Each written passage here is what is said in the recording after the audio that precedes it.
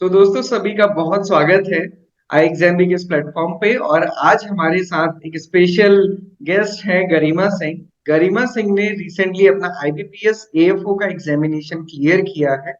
और सबसे जो खास बात है कि इन्होंने ये फर्स्ट अटेम्प्ट में ही जस्ट ग्रेजुएशन के बाद अपना ये एग्जामिनेशन क्लियर किया है। तो हम इनके साथ डिस्कस करेंगे कि कैसे इन्होंने इसको फर्स्ट अटेम्प्ट में क्लियर किया, क्या स्ट्रेटेजी रही, कैसे इन्होंने सारे प्रीलिम्स को, सब्जेक्ट्स को और साथ साथ मेंस को और इंटरव्यू को कैसे टारगेट किया, ये सब डिस्कस करेंगे। सो दैट कि जितने भी ग्रेजुएशन वाले स्टूडेंट्स हैं वो अभी से समझ सके कि कैसे उनको आगे चलना है। सो सबसे पहले तो बहुत बहुत कॉन्ग्रेचुलेशन गरिमा आपको आई एग्जाम बी की तरफ से। Thank you sir, thank you very much. So Garima आप बताएंगे कि जब आपने रिजल्ट देखा सबसे पहले तो आपको कैसा लगा? सर एक्चुअली हमारे यहाँ ये ट्रेडिशन सा है कि मेरा जो छोटा भाई है वो हमेशा रिजल्ट देखता है, चाहे किसी का भी एग्जाम हो।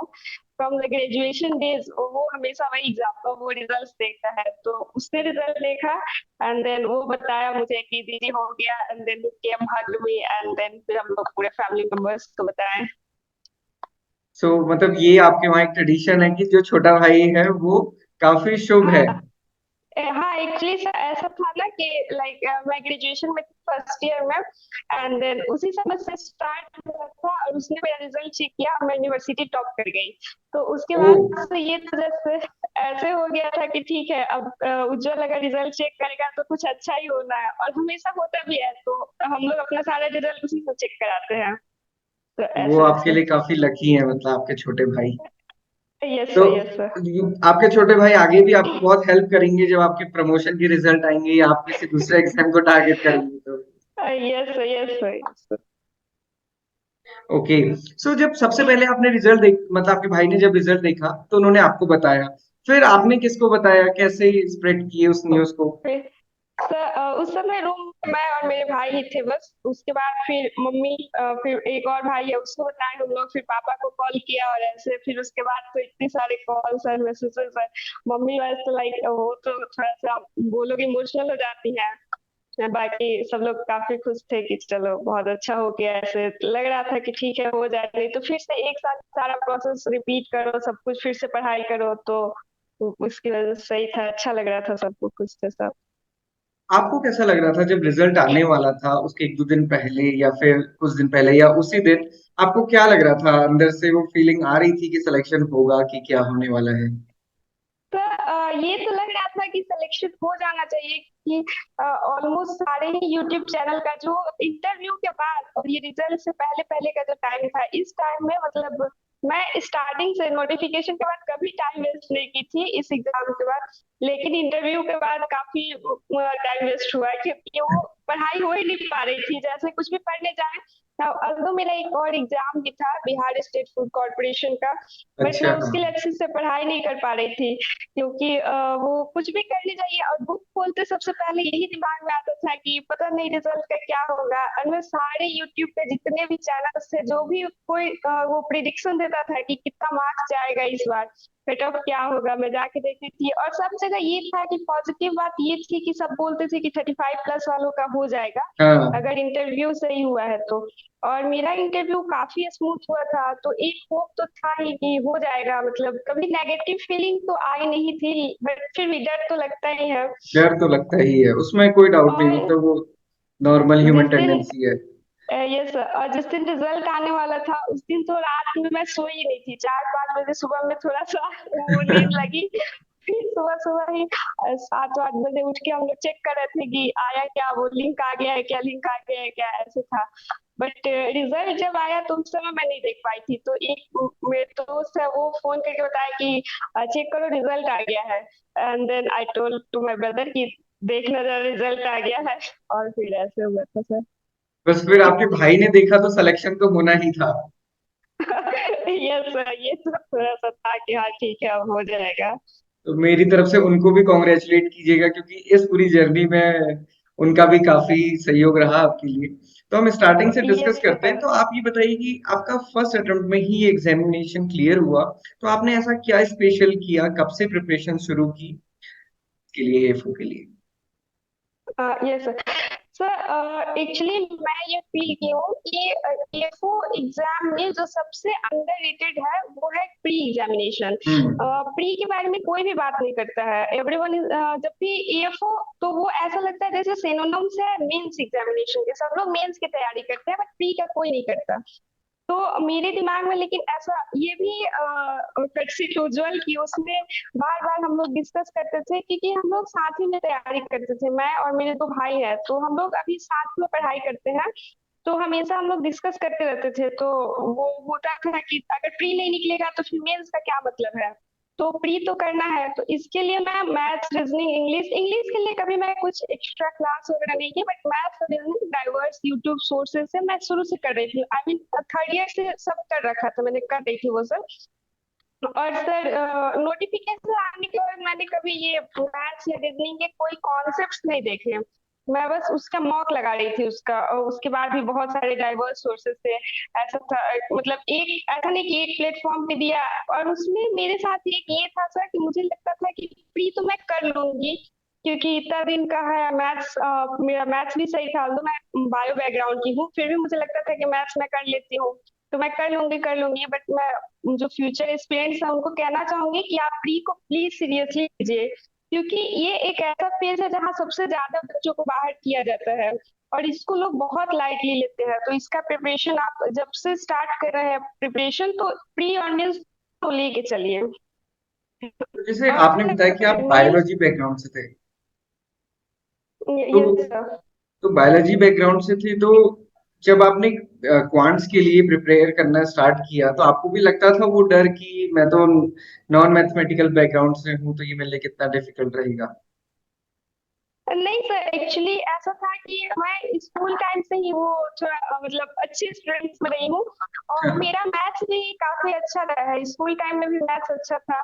बायोलॉजी लेने का ये डिसीजन पापा का था कि ठीक है, मतलब घर में ठीक है, लड़की है तो बायो लेगी, लड़का है तो मैथ्स लेगा, इस टाइप का सिचुएशन था, तो उसकी वजह से बायो ले लिया। वरना मैं 9th 10th में मुझे मैथ्स में 95 96 मार्क्स आते थे ऐसे। अच्छा। तो वो 10th तक का मैथ्स मेरा बेसिक्स बहुत सही था। लाइक मेरे भाई जो है वो मैथ्स से पढ़े हैं, फिर भी मैं उन्हें मैथ्स पढ़ा देती थी, क्योंकि मेरा मैथ्स वहां तक का तो बहुत अच्छा था। और इसमें जो एग्जाम्स है इसमें तो यही आता है, 10th तक का ही आता है maths mostly.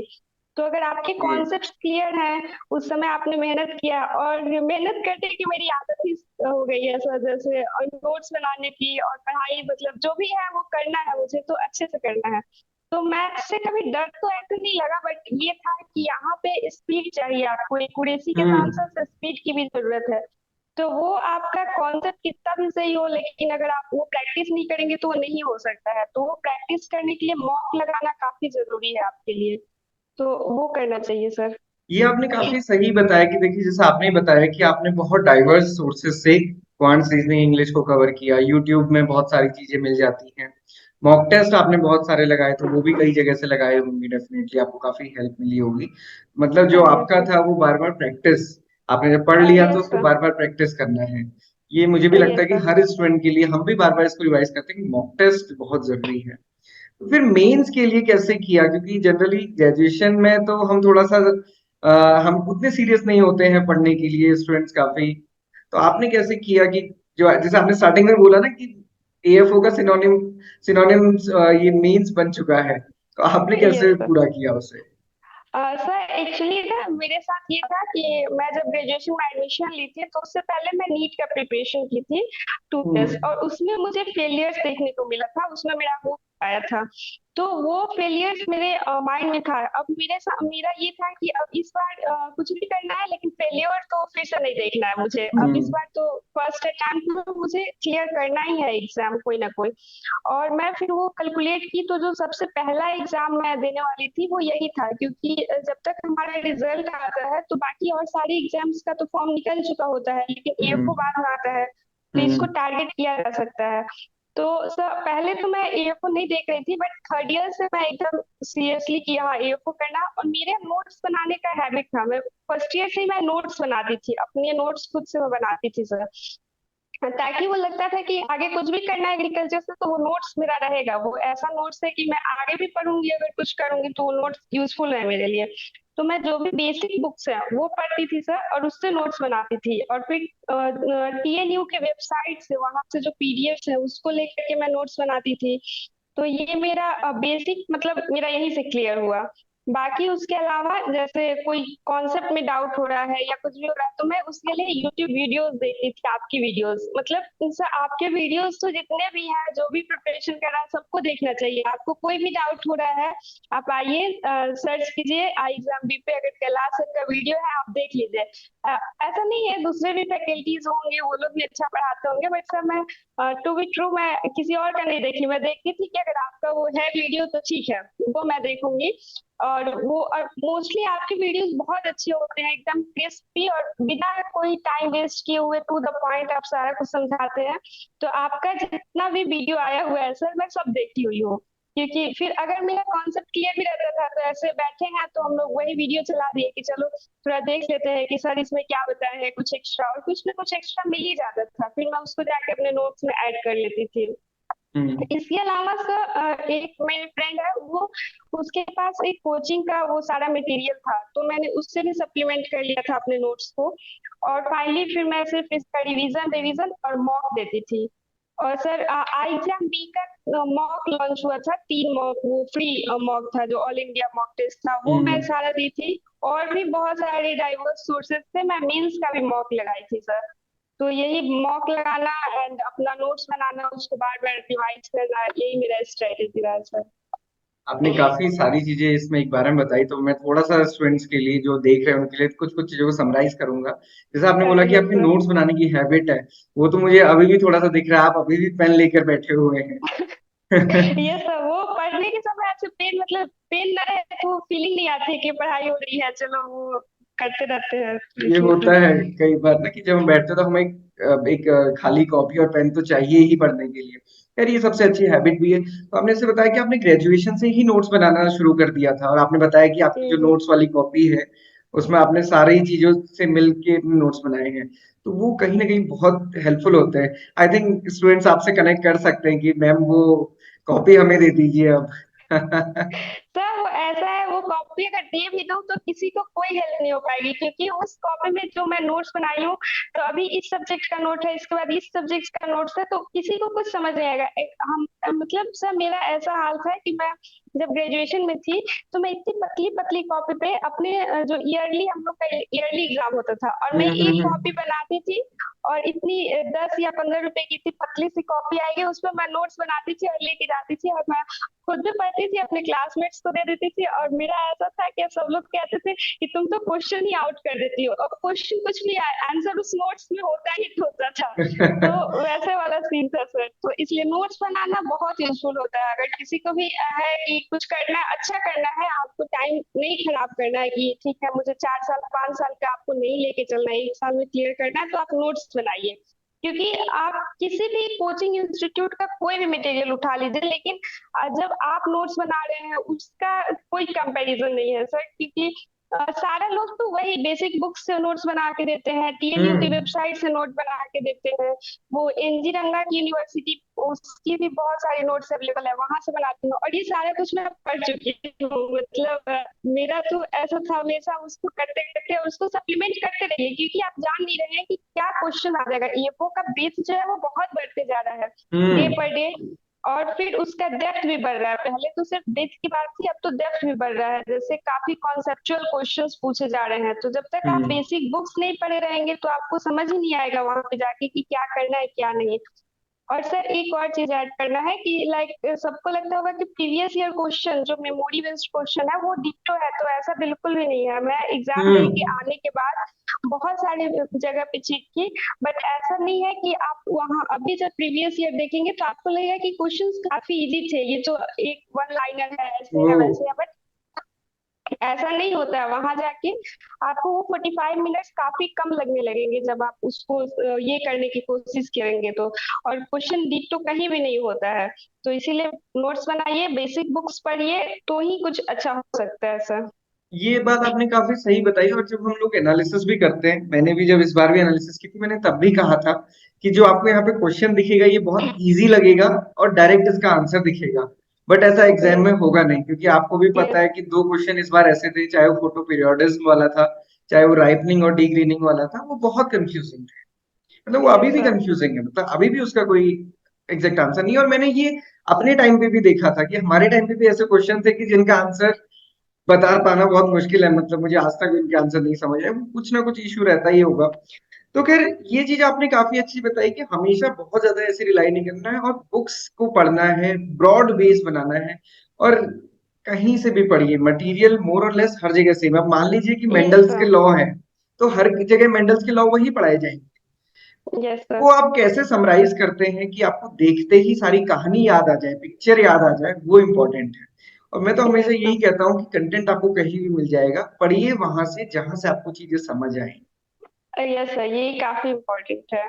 And hmm. Sir जैसे मेरे साथ इस बार हुआ था, मेंस में दे के आई थी तो मेरी 52 क्वेश्चंस में लगाई थी, और मुझे ऐसा लग रहा था कि एटलीस्ट 90% एक्यूरेसी तो होगी ही मेरी। मतलब मैं वहां तुक्केबाजी बिल्कुल भी नहीं की थी, ऐसा बिल्कुल भी नहीं था कि मैं तुक्के लगा रही हूँ या ऐसा कुछ। मुझे लग रहा था कि हाँ यही सही आंसर है और मैं उसे ही ये कर रही हूँ। बट जब मैं बाहर आई और जब ये हुआ मेरे मार्क्स आए तो मेरे मार्क्स काफी कम थे। इट वाज 37.50, तो काफी नेगेटिव हो गया। तो इसमें हम्म। इसका सबसे मेजर रोल यही था कि क्वेश्चंस काफी कंफ्यूजिंग आ रहे हैं। तो आप जितना ज्यादा पढ़े रहेंगे, जितना ज्यादा मॉक लगाएंगे, उस उससे आपको हेल्प मिलेगा वहां पे एनालाइज करने में कि कैसे वो। अब यहाँ ये नहीं है कि सेलेक्ट द करेक्ट आंसर, यहाँ ये है select the best suited answer. मतलब सारे ही आंसर करेक्ट है, लेकिन उसमें से सबसे बेस्ट सुटेड कौन सा है वो आपको बताना है। तो इसके लिए आपको एनालाइज करना पड़ेगा, और वो तभी हो सकता है जब आप वो मतलब बेसिक बुक्स पढ़े रहेंगे। ये तो है। अच्छा, ये बताइए कि जब मेंस का एग्जाम देकर आए, 52 क्वेश्चन आपने किए थे, फिर कुछ पता भी लगे होंगे कि गलत हो गए, तो हाँ यस सर। तब क्या फीलिंग थी कि मेंस मतलब होगा कि नहीं होगा, क्या तब कैसा लग रहा था? नहीं ये तो पता था कि सर मेंस हो जाएगा, क्योंकि जब मैं देख रही थी सारे आंसर की मिलाई थी आपके वेबसाइट पे भी और भी अदर वेबसाइट से मिलाई थी, तो उतना ज्यादा तो नेगेटिव नहीं हो रहा था कि हम्म। मतलब सिलेक्शन ही ना हो। और फिर इस बार देख करके लग रहा था कि ठीक है कट ऑफ भी थोड़ा लो जाना चाहिए पिछले साल हम्म। से, क्योंकि पेपर काफी कंफ्यूजिंग था।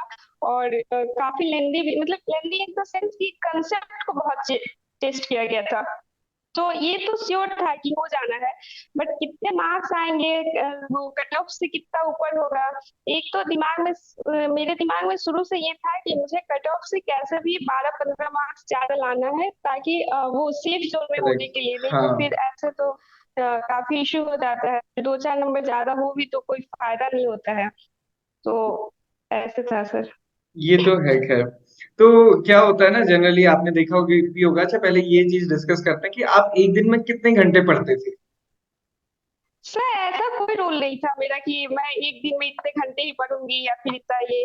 बट मैं अपना वो बनाती थी कि मुझे आज ये चीज कंप्लीट कर लेना है, तो वो टॉपिक हम्म। जब भी कंप्लीट हो जाए, चाहे वो 1 घंटे में हो जाए या 5 घंटे में हो जाए, मैं उतना देर पढ़ती थी। ऐसे कभी टाइम का बाउंडेशन नहीं बनाया, बट टॉपिक का बनाती थी मैं, ऐसे अच्छा। टॉपिक डिसाइड कर लेती थी, ऐसे था सर। ओके। तो जैसे प्रीलिम्स के बाद आपने देखा ना कि प्रीलिम्स के बाद रिजल्ट आने में काफी टाइम लगता है, और उसके बाद लगभग 10 दिन मिलते हैं। तो उस टाइम पे आपने क्या किया? मतलब 31st कोई एग्जाम था, तो फिर उसके बाद से प्रिपरेशन कब से स्टार्ट की थी आपने?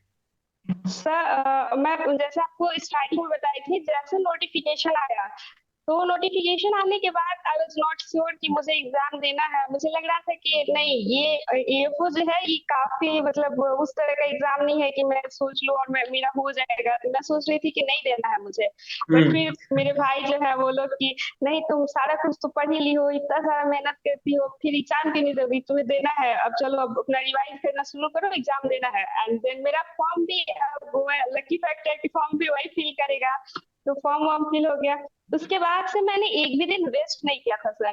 फिर जब प्री के एग्जाम हो गया, तो प्री के एग्जाम के बाद 31st को एग्जाम हुआ था मेरा। उसके बाद सर फर्स्ट को मैं पढ़ाई नहीं की थी, क्योंकि मैं उस दिन पूरा दिन एनालाइज करने में निकाल निकाल दी थी। मुझे ऐसा लग रहा था कि शायद मेरा रीजनिंग का सेक्शनल कट ऑफ क्लियर नहीं हो पाएगा। हाँ। बाकी और दोनों एग्जाम्स तो अच्छे हुए थे, इंग्लिश और मैथ सही हुआ था, बट रीजनिंग उतना अच्छा नहीं हुआ था, मैं पजल में फंस गई थी सर उसमें। इस बार रीजनिंग काफी टफ था, उसमें सिर्फ पजल्स थे, कुछ मिसलेनियस था ही नहीं, एक दो क्वेश्चन ही मिसलेनियस थे। तो उसके लिए काफी डर लग रहा था, बट फिर मैं सेकंड सेकंड जनवरी से पढ़ाई शुरू कर दी थी कि ठीक है अब जो भी होगा। ओवरऑल कट ऑफ तो क्लियर हो ही रहा था, अगर नहीं हुआ तो कोई बात नहीं, अगर हो गया तो फिर मैं वो बैठ के फिर रिग्रेट नहीं करना चाह रही थी कि अगर पढ़ लिया होता तो और कुछ हो जाता। तो फिर मैं सेकंड से पढ़ाई स्टार्ट कर दी थी फिर। ये तो काफी इम्पोर्टेंट और काफी अच्छा है, क्योंकि वेट अगर करते रहेंगे रिजल्ट का, फिर तो 10 दिन मिलते हैं, फिर तो बहुत कम रिवीजन हो पाता है। तो लास्ट में कैसे ये रिवाइज किया जब एग्जाम के वो पहले होता है ना, 2-3 दिन पहले, जब बहुत पढ़ाई भी नहीं होती है, ट्रैवल भी करना है, तब आपने हाँ, क्या किया? तो फिर मैं अब उस नोट्स का भी शॉर्ट नोट्स बनाई थी मैं। एक कॉपी था जो मतलब उसका भी उसमें सिर्फ वही चीजें थी जो मुझे याद नहीं आ रही थी। लाइक मैं ऐसे बैठ के पेज पलट रही हूँ और कुछ कुछ चीजें हैं जो मुझे नहीं याद आ रही है, तो मैं सिर्फ उसको उसमें नोट करके रखी थी और मैं लास्ट के टाइम में सिर्फ उसको देख रही थी सर। और फिर जब ट्रैवल करना था तो उस समय मैं आपका बहुत सारा वीडियो डाउनलोड कर ली थी। आप एक सीरीज लेके आए थे करंट अफेयर्स का। तो जब हम्म। जब भी कहीं आना जाना है, कुछ भी करना है, तो मैं या पढ़ने का मन नहीं है तो कान में ईयरफोन लगाया और उसको देखने लगी, सुनने लगी ऐसे। और सर मैं जा रही थी, हम लोग ट्रेन में थे और ट्रेन में मैं आपका 4-5 वीडियो 1.5 1.75x पे करके वीडियो देख रही थी, क्योंकि बहुत सारा वीडियो था, सारा मुझे कंप्लीट करना था। और उस समय देखे हुए वीडियो से मेरे 3 या 4 questions direct as it is आ गए थे। तो वैसे काफी वो भी अच्छा हुआ था सर। और मैं ऐसा नहीं था कि मैं टाइम वेस्ट कर रही थी कि एग्जाम है हाँ। तो मुझे डर लग रहा है मैं नहीं पढ़ूंगी। इनफैक्ट जब एग्जाम था जिस दिन, उस दिन रात में भी मैं 12 बजे तक वो सारा अपना नोट्स रिवाइज करके तभी सोई थी, फिर नेक्स्ट डे एग्जाम ऐसे जाके लेके आए थे। तो आपके नोट्स काफी अच्छे रहे होंगे, जब आपने बाद में देखना था कि कितने क्वेश्चंस आपके नोट से आए। सर मेरे नोट से मतलब एज इट इज जो लिखा हुआ था कि ये ऐसे वो सिल्किंग टेस्ट वो सब क्वेश्चन मतलब एज इट इज जो है 25 से 30 क्वेश्चन आ रहे थे, जो सिर्फ एक कॉपी या दो कॉपी पढ़ने से हो जाता। तो वैसा तो वो काफी अच्छा था। फिर 3-4 क्वेश्चंस तो आपके वो वीडियो से हो गया, तो 35 मेरे मार्क्स जो आए हैं वो सब तो मैं काउंट कर सकती हूँ कि मेरे कहाँ कहाँ से वो मार्क्स आए हैं। तो ऐसा था सर वो। चलिए, काफी इंटरेस्टिंग था। फिर उसके बाद इंटरव्यू के लिए कैसे आपने प्रिपेयर किया? सर इंटरव्यू के लिए मैं जो कंटेंट था वो स्टार्टिंग से फिर ये भी मेरे भाई सजेस्ट किए कि तुम अनिल अग्रवाल सर के चैनल देखो, वहाँ काफी हम्म। कंटेंट मिल जाएगा, तुम्हें काफी गाइडेंस मिलेगा। तो मैं मेंस के बाद मैंने 1-2 दिन का रेस्ट लिया हुआ था। उसके बाद से फिर मैं इसके लिए पढ़ाई शुरू की थी, तो इंटरव्यू का वो चैनल से कंटेंट तैयार थी। उसके बाद जैसे ही एग्जाम बी का वो लॉन्च हुआ था इंटरव्यू कोर्स, तो वो मैं ले ली थी सर।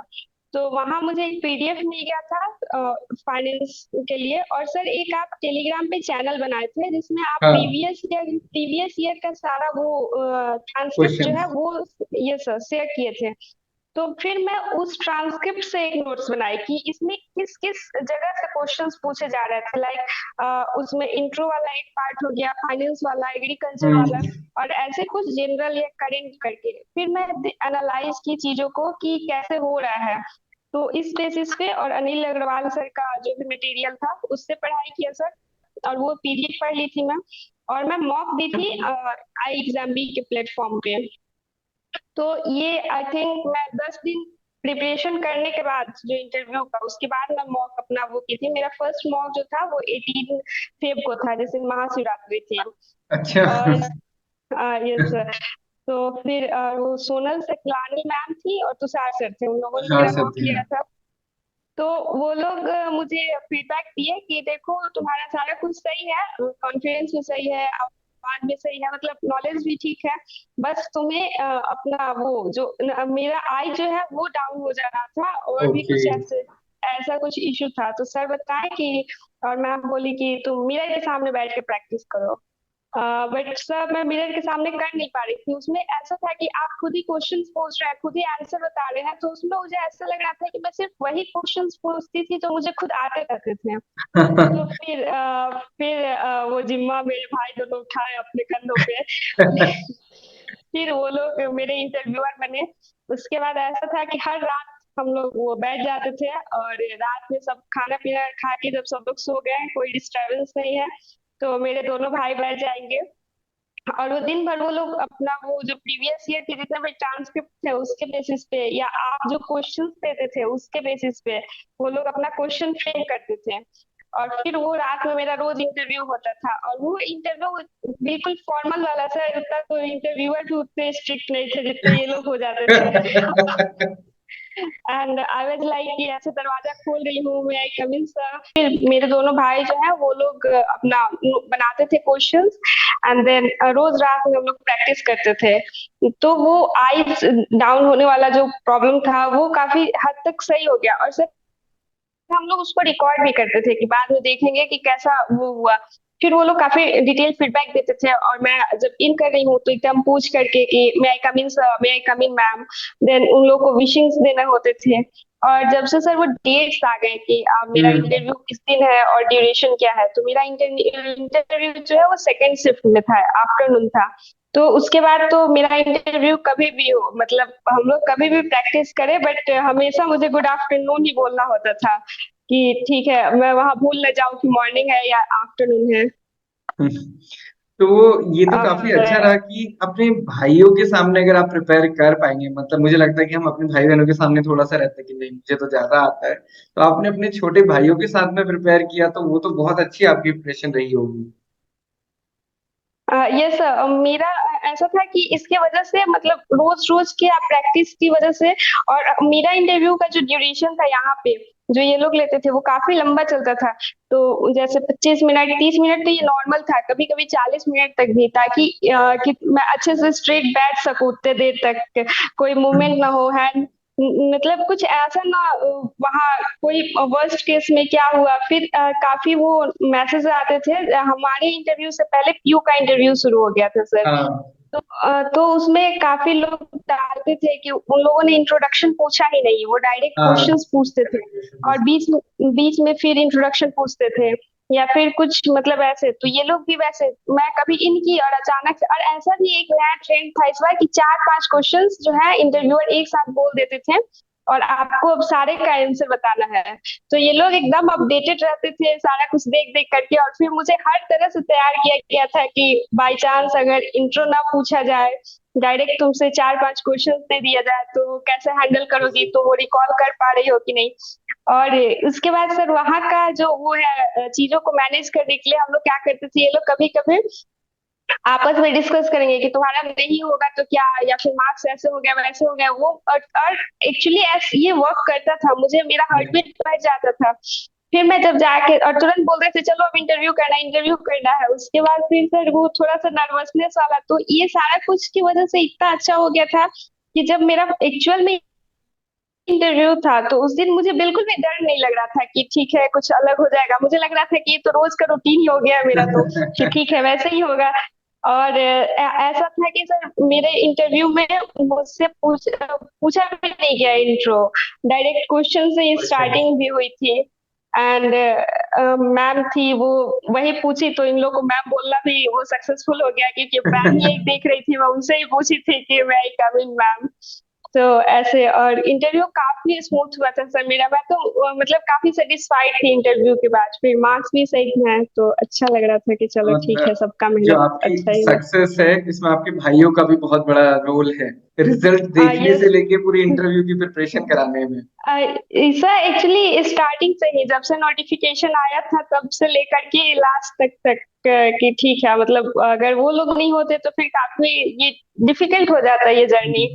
फिर तो ऐसा। तो फिर आपने अपने भाइयों को पार्टी दे दी रिजल्ट आने के बाद? नहीं, नहीं सर, एक्चुअली मेरे एक भैया हैं, वो अभी हाँ। बैंक में मैनेजर है। तो हम्म। उन्होंने ही बताया था हमें कि ये ईएफओ का प्रिपरेशन करना है, वो काफी गाइड किया है, लाइक जैसे बड़े लोग कैसे गाइड, कहाँ से पढ़ाई करना है, कब क्या करना है, अब थर्ड ईयर में आ गई हो अब तुम्हें ये करना चाहिए। फिर टेलीग्राम पे सारे ग्रुप्स का बताना कि ये ग्रुप ग्रुप है, यहाँ हम्म। ज्वाइन कर लो, टेलीग्राम पे हम्म। क्विज देने के लिए। तो वो काफी हेल्प किए थे। एंड फिर हमारे रिजल्ट होने के बाद फिर हम लोग उस दिन सैटरडे शायद बैंक क्लोजिंग था, या फिर पता नहीं कुछ हाँ, था जिसकी फर्स्ट वजह से फर्स्ट। बैंक, हाँ, तो वो बैंक बंद था।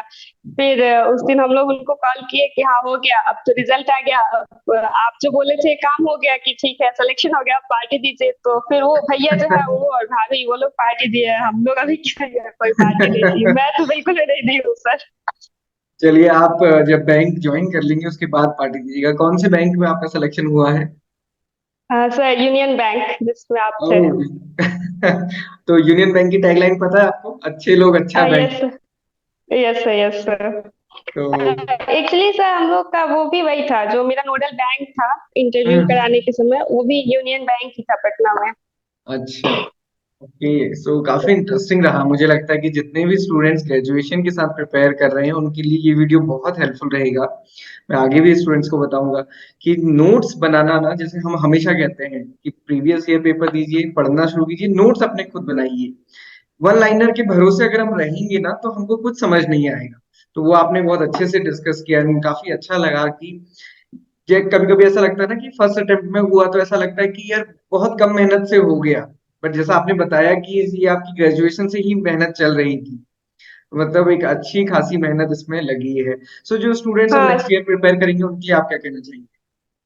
हाँ, उनको तो मैं सबसे पहले ये बताना चाहूंगी कि अभी मुझे देख के उन्हें लग रहा होगा कि ठीक है इतनी आसानी से सक्सेस मिल गई, बट ऐसा नहीं है। जब आपका आप किसी चीज के लिए प्रिपेयर करें और फिर वो उसका रिजल्ट नहीं मिलता, आपको कुछ भी नहीं मिलता, तो बहुत बुरा लगता है। लाइक जब मैं 12th में थी तो मैं प्रिपरेशन की थी नीट के लिए, तो उस समय मेरा नहीं हुआ था, तो वो जो फेलियर था ना हम्म, सर, वो मुझे काफी ये था। उस समय मेरे पास दो ऑप्शन थे कि आइदर मैं सारा कुछ गिव अप कर दूं कि अब ये नहीं हुआ तो मेरे से कोई एग्जाम नहीं होंगे, या फिर मैं और स्ट्रांगली फाइट करूं कि नहीं अगर ये नहीं हुआ तो चलो कोई नहीं, अब मैं कुछ और करके देखती हूँ। तो फिर ये ऐसा नहीं है कि किसी की लाइफ बहुत स्मूथ होती है, अगर कोई हम्म, अच्छी जगह पे है तो वो काफी स्ट्रगल करता है। आपको बस वो चीजें दिखेंगी जो सामने से दिख रही है, बट बिल्कुल। स्ट्रगल बहुत होता है सबके लिए। तो ये सर रिजल्ट जो है मेरा कि 6 महीने में आ गया रिजल्ट, मतलब रिजल्ट आया ग्रेजुएशन का अगस्त में, और आपका रिजल्ट आ गया अभी इतनी जल्दी। बट मेरे लिए ये जो रिजल्ट है वो 4-5 साल के ड्यूरेशन के बाद आया है सर, क्योंकि मैं मेरे स्टार्टिंग से यही था कि ठीक है करना है, क्योंकि उधर एक बार नहीं हुआ है। तो मैं सबको बोलूंगी कि बस हार्डवर्क कीजिए। अगर आप सही में हार्डवर्क करेंगे, ऑनेस्टी से करेंगे, तो वो पे ऑफ होगा। ऐसा बिल्कुल भी नहीं है कि वो पे ऑफ नहीं होगा। लाइक मुझे उस समय लगता था कि इतना मेहनत किया क्या ही रिजल्ट हुआ, लेकिन ऐसा नहीं है। अभी सर इस एग्जाम में एक हार्मोन वाला क्वेश्चन आ गया था, और हम्म, एक जो फिश वाला वो जो क्वेश्चन था, जो तो डाइवर्सिटी, वो दोनों क्वेश्चन मैं इस वजह से सही कर पाई क्योंकि मैं उस समय नीट का प्रिपरेशन कर रही थी, तो मैं पढ़ी थी वो सब हम्म, चीजें।